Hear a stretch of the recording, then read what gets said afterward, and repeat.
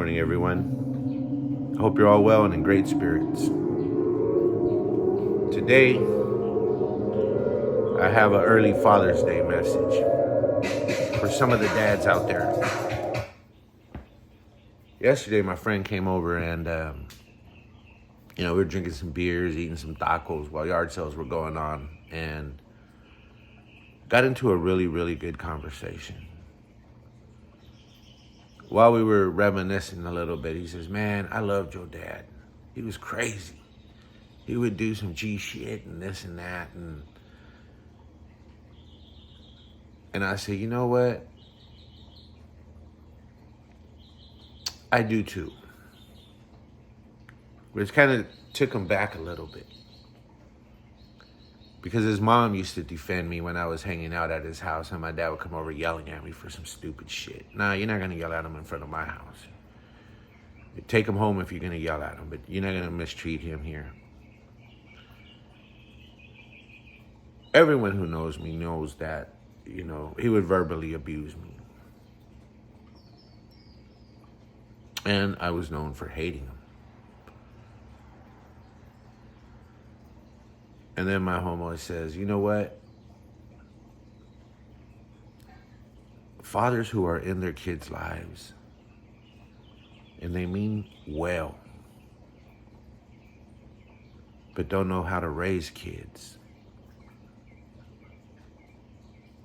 Their kids still love them whether they know it or not."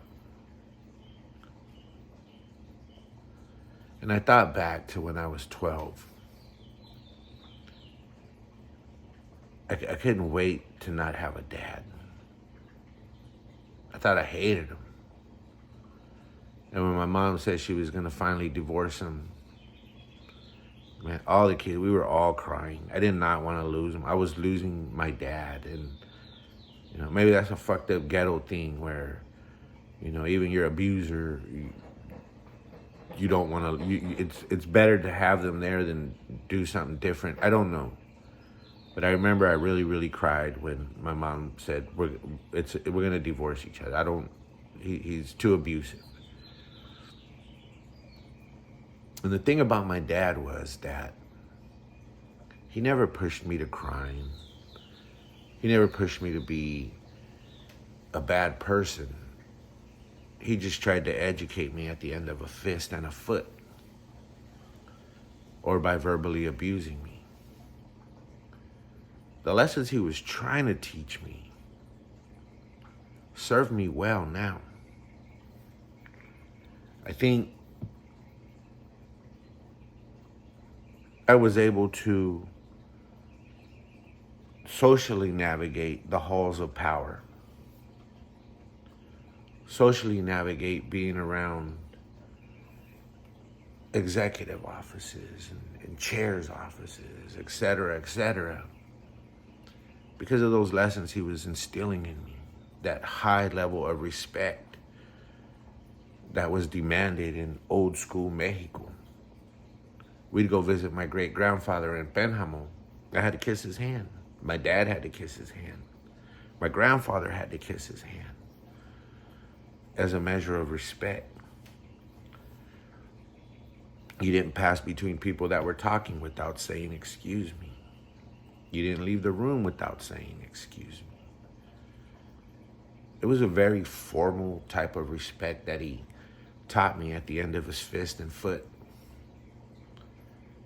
But it serves me well today, those lessons. And so the homeboy says, if the fathers were there, even imperfect and fucking up, they teach you how to do right from showing you the wrong way. They were there to show you the wrong way to raise a kid so that you can learn the right way on your own. And you should love them for that. And it's funny because I did tell my kids, and it was more directed towards my son. When you were little, I was pushing you to be who I am. I wanted you to have my drive. I wanted you to have my attitude that no one's gonna stop me. Fuck the world if they try.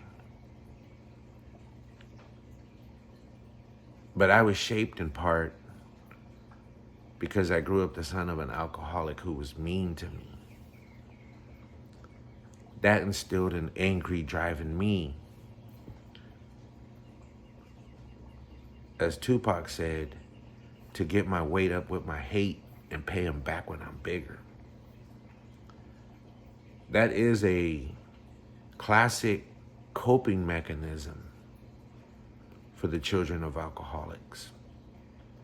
I recently shared this as part of a message about me going to law school.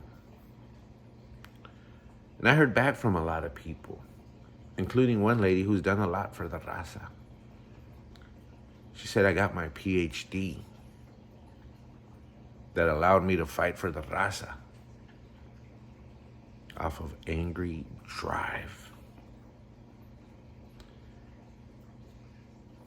She added that you still need to heal yourself. And I think I have. I went from forgiving my dad, not being angry at him for how he treated me, to right now being able to say I loved him. In spite of all that, I love him. How he treated me taught me to raise my kids differently. And where I made the same mistakes, I corrected myself and explained to them why. My kids know they don't have to be me. We didn't grow up the same. Fortunately, they have it much better than me. So in my culture, there was a lot of dads who came to the United States because seeking a better life. Maybe they didn't have a lot of education there. Their opportunities were limited. My dad actually went to the University of Guanajuato and ran away. They took him back. He ran away again. His family had a lot of money, but he was the black sheep. He was an alcoholic. He was a rebel. So whatever his family had, it's irrelevant to me. None of it is mine. I can claim none of it. We grew up in the housing projects here, poor. Poorer than most of the other kids because my dad was an alcoholic. In spite of all that, I love him now. Because he was there. And despite not knowing how to raise me,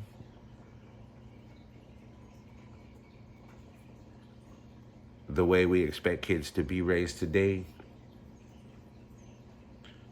I think he did the best given his own personal demons and maybe what he went through. Like I said, he never encouraged me to do wrong. He would just overreact when I didn't do the right thing. And I think it's pretty common in my culture. I've heard YouTubers talk about some of the issues between them and their kids because of how they were. And so this is an early Father's Day message to all those dads who stayed in their kids' lives